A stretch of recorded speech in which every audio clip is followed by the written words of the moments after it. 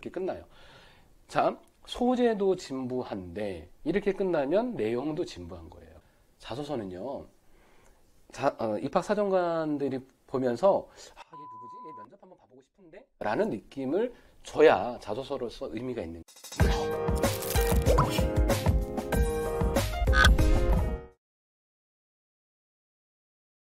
안녕하세요. 친절한 입시TV 김학수입니다. 지금 벌써 6월입니다. 이제 우리 학생들, 특히 고3 기준으로 말씀드리면 6월 대수능 모의평가가 기다리고 있고, 끝나면 또 기말, 끝나면 이제 바로 수시 준비해야 되는 그런 시기가 다가오게 되는데요. 그래서 오늘은 준비를 했습니다. 자기소개서입니다.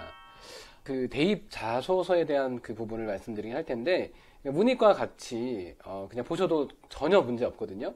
그래서 1번부터 자기소개서 문항의 4번까지 이게 총 4개 항목인데 1번, 2번, 3번은 대기업의 공통 문항을 따르죠. 근데 4번 같은 경우는 자율 문항이라고 해서 예를 들면 서울대 같은 경우는 독서 3권을 이제 쓰게 하는 그런 항목이고, 나머지 대학들은 대부분 지원 동기를 묻는 항목입니다. 근데 또 4번이 없는 그런 학교들도 있긴 있어요. 여튼 간에 총 4개로 구성된 게 일반적인 자소서 문항이다, 이렇게 말씀드리고 바로 시작을 하도록 하겠습니다. 지금 이제 보여드리는 화면을 이제 보시면서 이제 하나씩 차근차근 설명을 좀 드릴게요. 자, 보통 이제 자기소개서는 학생부 종합 전형에서 필요한 그런 서류잖아요. 보통 우리가 학종에서 서류하면 자소서 그리고 생활기록부, 추천서는 이제 거의 뭐 폐지가 되는 그런 분위기이기 때문에요. 자, 그러면 생활기록부는 이제 뭐 선생님들께서 작성해 주시는 게 일반적인 건데, 자기소개서는 본인이 작성을 하는 거잖아요. 그러면 생활기록부에는 디테일하지 않은 그런 부분인데, 자기소개서에서 이거를 디테일하게 조금 내 어떤 학업 역량을 더 드러낸다든지, 이렇게 생활기록부를 이해시키기 위한 도구로 활용을 해야 되는 게 자기소개서예요. 그런데 올해 특히 이제 고려대 학교나 연세대 학교 같은 경우 보면 자기소개서를 선택 제출 이렇게 바뀌었거든요. 필수 항목이 아니라.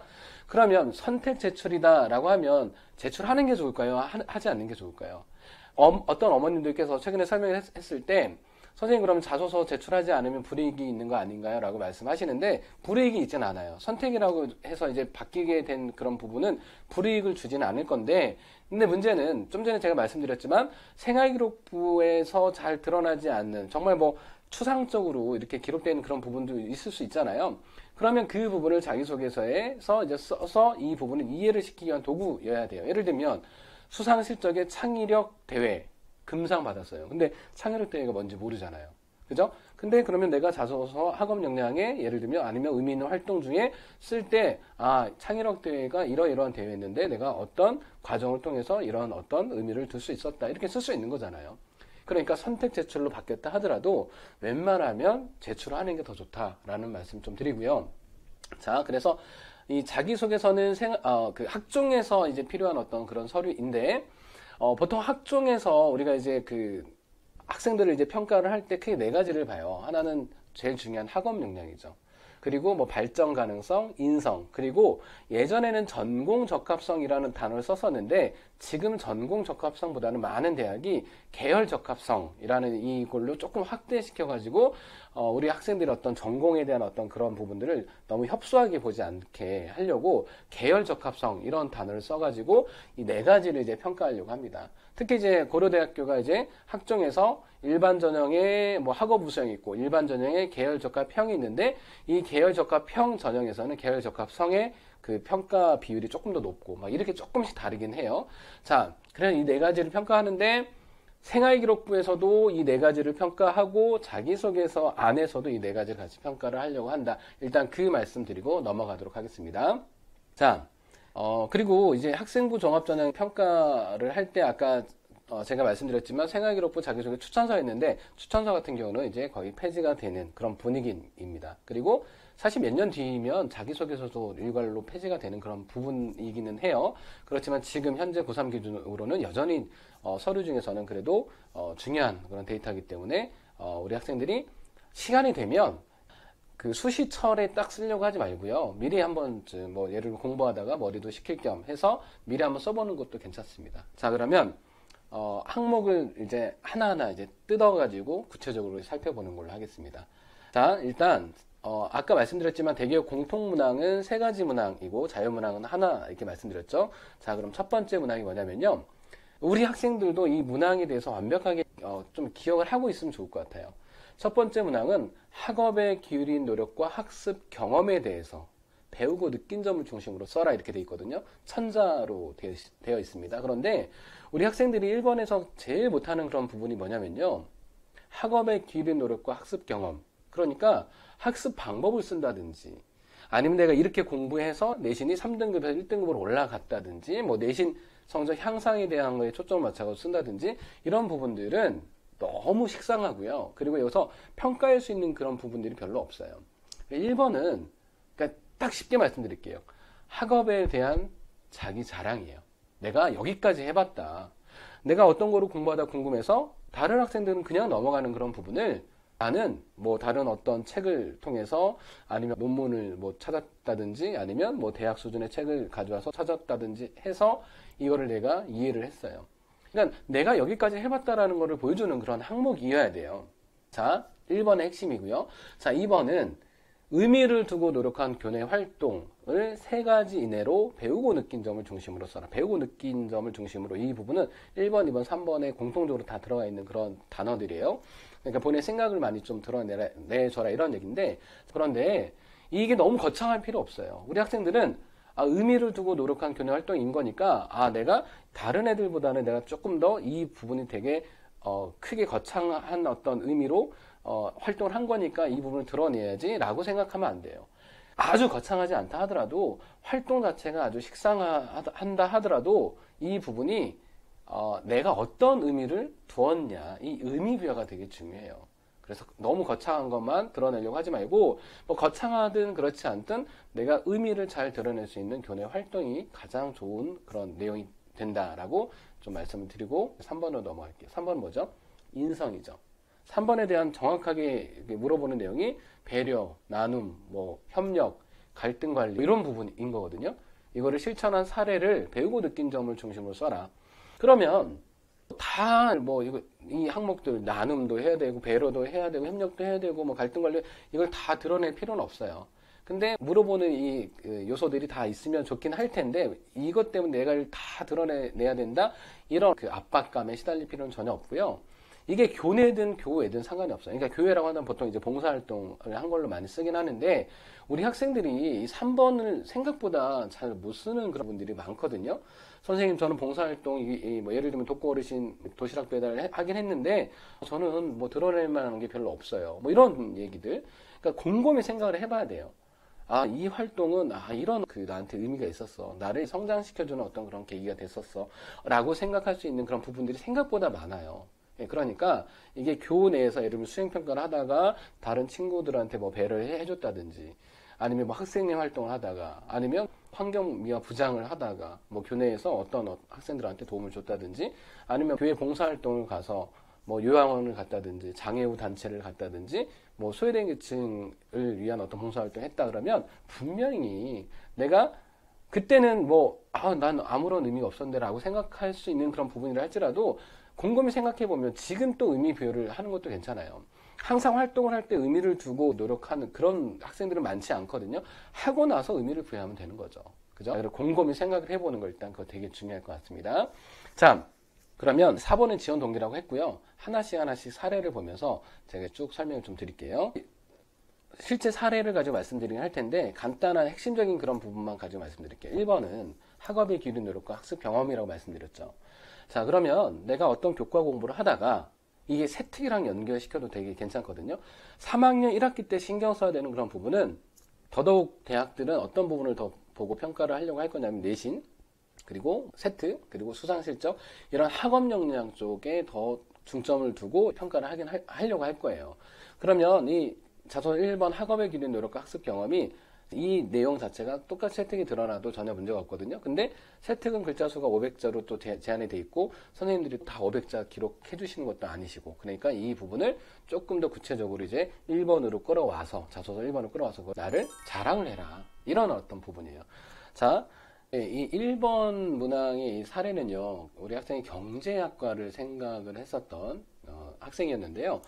경제학과를 가게 되면 대학 가서도 미적분을 또 공부를 해야 돼요. 경제 기본은 뭐 미적분, 이런 부분들이 되어 있기 때문에. 자, 그래서 자소서를 쓸 때 상경계열이나 아니면 통계학과는 서울대는 뭐 이과에 돼 있지만 뭐 연대나 고대나 이런 데는 통계학과 또 문과에 돼 있거든요. 그러면 문과를 할지라도 예를 들면 통계학과를 쓴다라고 한다면 수학적인 어떤 역량을 드러내주는 게 상경계열이나 통계나 아니면 사회과학계열 안에서도 수학적인 역량이 필요한 그런 어떤 부분들은 수학으로 드러내는 게 제일 좋아요. 그럼 이 학생도 잠깐 형식 보시면요. 중요하다는 이유만으로 의무적으로 공부했던 수학에 불을 당긴 건 경제 공부였습니다. 자, 수학이랑 경제랑 연결을 시키잖아요. 자, 이 1번 문항은요, 크게 세 가지가 있으면 좋아요. 뭐냐면, 어떤 거를 공부를 하다가 호기심이 생겼어요. 이 학생도 그렇게 시작을 하잖아요. 그러면 호기심이 생겼으면 뭘 해야 돼요? 이거를 탐구할 계획을 세워야 되는 거잖아요. 호기심, 탐구 계획. 자, 계획을 세웠으면 실행을 해야죠. 그러면 하나의 과정이 드러날 겁니다. 이거를 풀어나가기 위한 과정, 그리고 마지막에 결과가 만들어지면 되겠죠. 이 결과라는 게 뭐 내가 이 부분을 이런 과정을 통해 이해할 수 있었다. 아니면 또는 보고서로 뭐 작성을 한다든지, 아니면 이거를 다른 친구들과 또 공유를 해준다든지, 여러 가지 결과가 만들어질 수 있거든요. 그래서 호기심, 탐구 계획, 과정, 결과, 이런 식으로 쓰여지는 게 가장 좋아요. 그러니까 이 학생도 그렇게 해서 수학에 불을 당긴 건 경제 공부였다. 그러면서 경제를 공부하다 깊이 파고든 비용 이론이랑 소비자 선택 이론, 뭐 이런 부분이 나와요. 이 깊이 파고들었다는 거는 보통 이제 경제 공부할 때, 예를 들면 사탐에서 실제 수능, 뭐 내신도 마찬가지지만 사탐에서도 수능 선택할 때 경제를 선택 잘 하진 않고 어렵기 때문에. 그러니까 또 아이들 수도 적고, 그러니까 또 등급도 받기 어렵고, 뭐 그런 부분이 한데, 이 학생 경제가 너무 좋아서 이렇게 깊이 파고들어 본 거예요. 그러면서 다양한 그래프 간의 관계가 퍼즐이 맞춰지듯이 논리적으로 정의되는 점에서 참으로 경이로웠습니다. 하면서 평균의 개념이 평균 변화율에 이론적 바탕을 둔다는 점을 고려하면서 쭉 얘기를 해요. 그럼 마지막 어떻게 되죠? 자, 도서관에서 편미본을 바탕으로 하는 개념이라는 것을 알아낸 후에는 쉽게 이해할 수 있었습니다. 이렇듯 미적분을 경제와 엮어 탐구하니 미적분을 공부하면서 놓쳤던 부분을 발견할 수 있었고, 또 미적분이라는 학문의 힘을 느낄 수 있었습니다.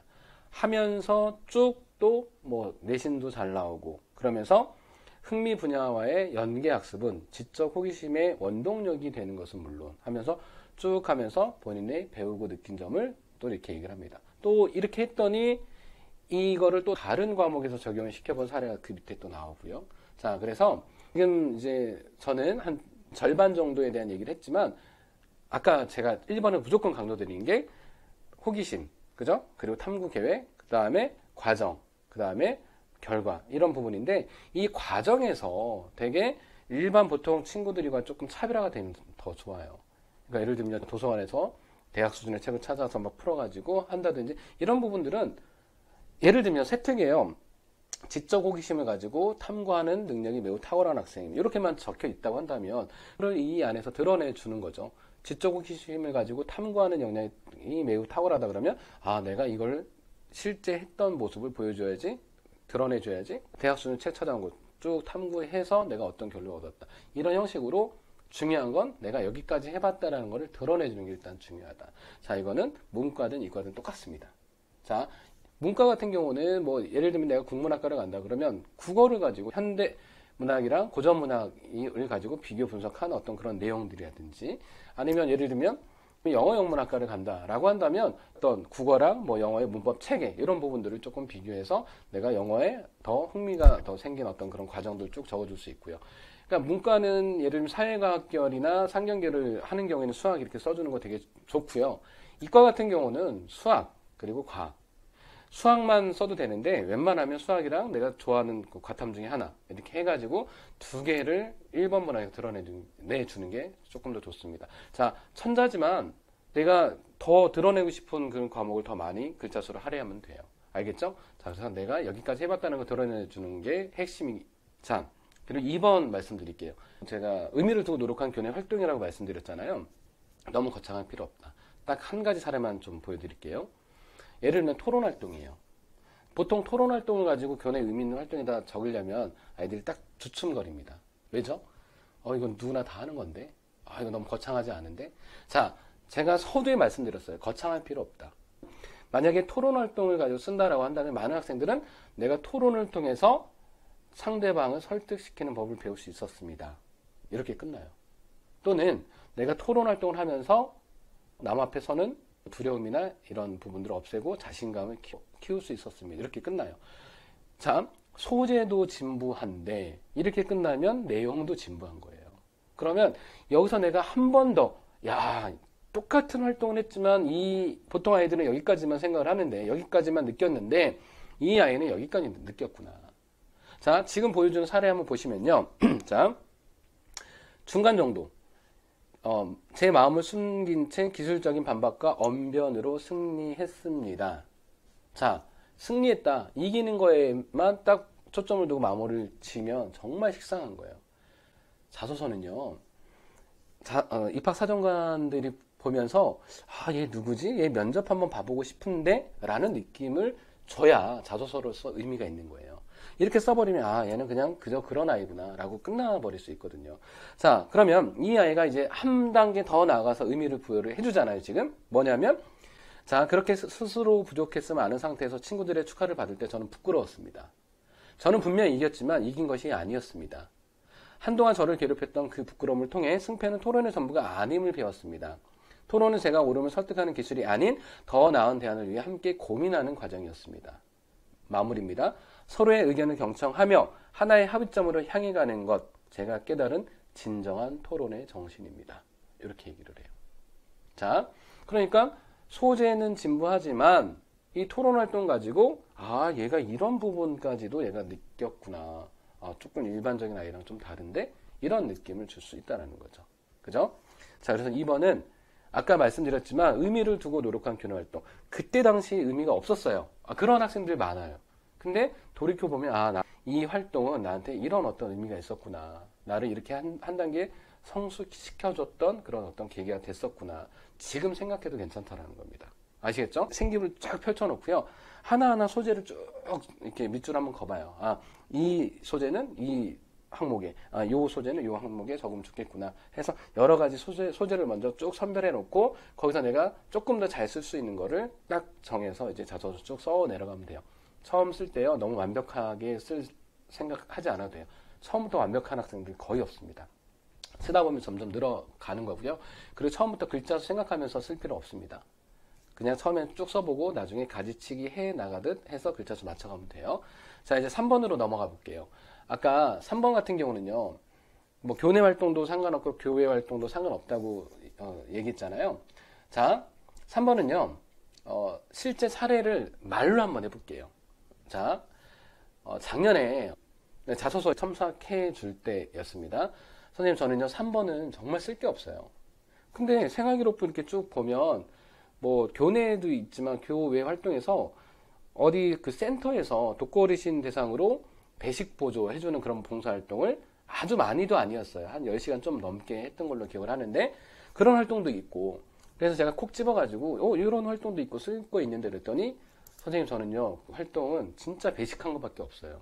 정말 저 쓸 게 없어요.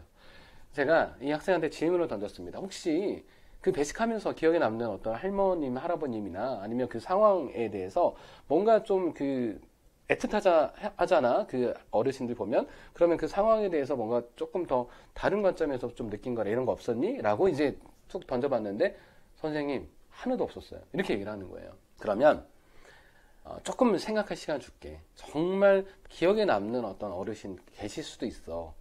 잠깐만 한번 생각 한번 해볼래? 라고 했더니 생각하더니 선생님 한 분이 기억이 나요. 그러는 거예요. 회식을 하는데 그날따라 이제 고기 반찬이 나온 거예요.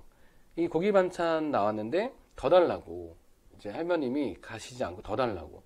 근데 이제 이 배식 그 하면서 할머님 뒤에 다른 분들도 계속 줄 서 계시니까 이분들 다 드리고 남으면 그때 다시 드릴게요. 조금 이따 다시 오세요. 싫다고. 더 달라고. 그 모습이 너무 안 좋아 보였대요. 너무 그 할머니만 생각하시는 것 같고. 그 할머님이 생각이 납니다. 라고 얘기를 하더라고요. 그래? 그러면 되게 안 좋아 보일 수 있어. 충분해. 모두 그렇게 생각할 수 있어. 그런데 그분들의 삶에 대해서 한번 생각해 본 적이 있니? 자, 그분들은 이제 독거 어르신인 거니까 아침과 저녁은 집에서 혼자 해결을 하셔야 되는, 그러니까 점심만 배식을 받아서 식사를 하러 오시는 그런 분들인데, 그러면 이제 다 드시고 저녁 때 집에 가셔서 또 식사를 챙겨 드신다라고 하면, 할머님들은 특히 이제 냉동실을 막 땡땡 막 버리지 않고 그런 음식들 그거 데워가지고 또 드시고, 그런 부분들 한번 생각해 보자. 얼마나 이 한 끼 식사가 소중하겠니? 잠깐 듣더니, 그럴 것 같대요. 그래? 그러면, 선생님 충분히 이제 설명했고, 그리고 선생님 그 프로그램 하나 선생님이 소개를 할게 해서 그 다큐멘터리였는데요. 그 독거 어르신의 그런 삶에 대해서 다큐멘터리가 하나 있었거든요. 그분들의 삶의 모습이 막 집도 벌집 구조 같은, 그러니까 불 한 번 나면 정말 이분들 되게 위험할 것 같은 그런 어떤 환경들. 그래서 추천을 해주고 그것까지 보고 자소로 써갖고 와봐라 했는데,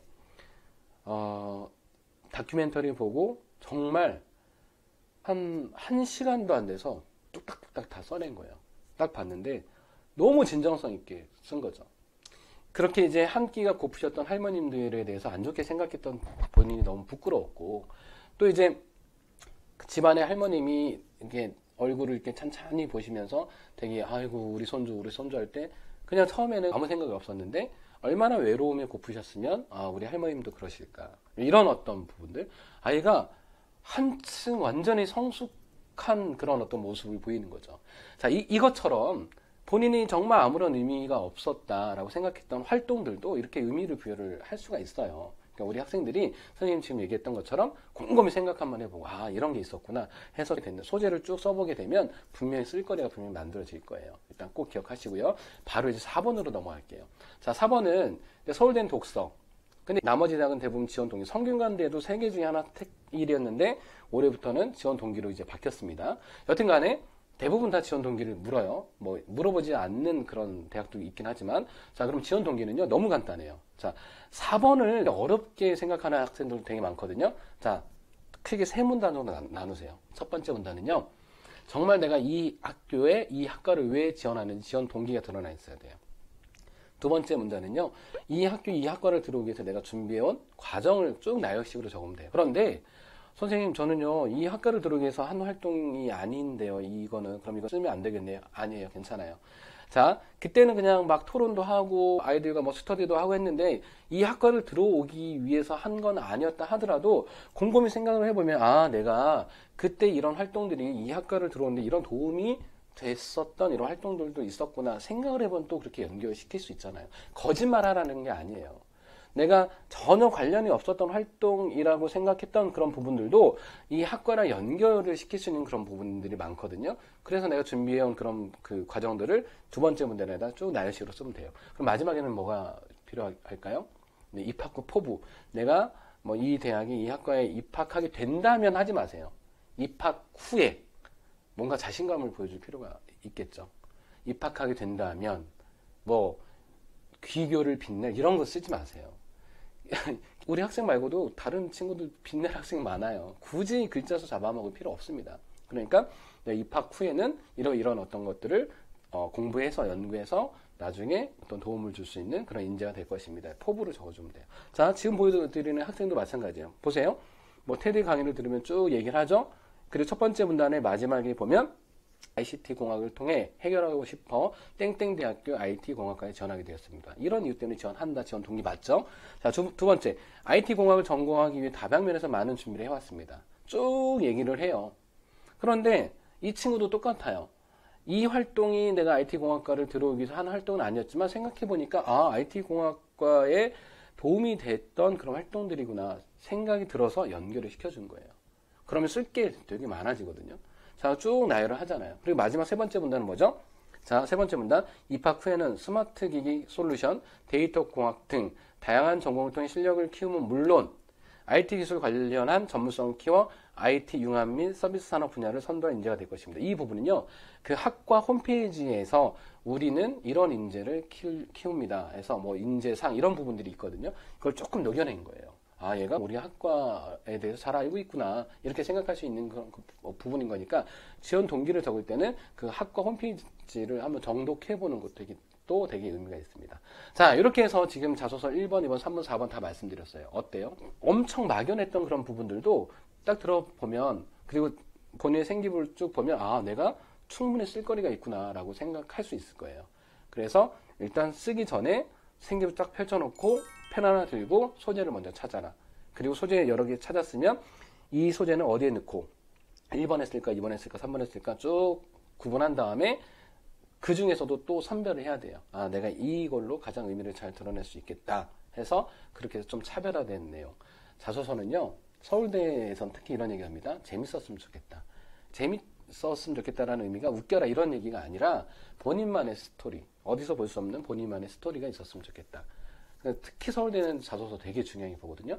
그러니까 자소서 첨삭하다 보면 너무 진부해요. 소재도 내용도 안 봐요. 그냥 막 넘겨요.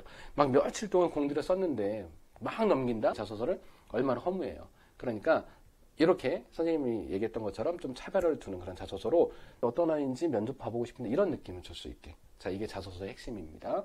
자, 오늘은 자소서에 대해서 말씀드렸고요. 그 후에도 입시적으로 더 필요한 부분들을 말씀드릴 겁니다. 그래서 구독과 알림 설정 통해서 계속 이런 정보를 받아보셨으면 좋겠습니다. 자, 저는 그럼 물러가겠습니다. 자소서 화이팅입니다.